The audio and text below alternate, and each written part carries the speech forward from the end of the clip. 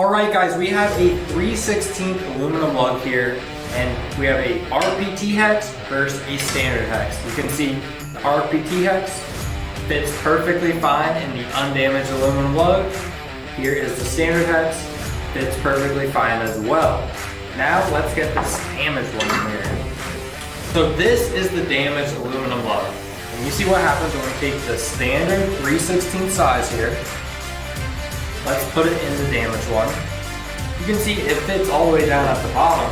But what happens when you get the ratchet on there? All it's going to do is spin freely. Tightening and loosening, all it does is just spin.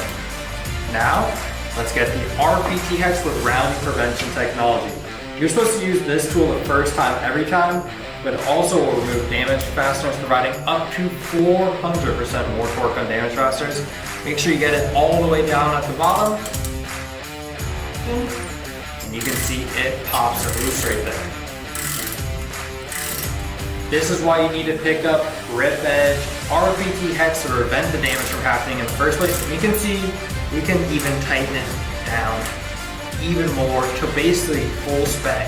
So these GripEdge RPT Hex are a complete replacement for your standard hex set. You will no longer be needing that.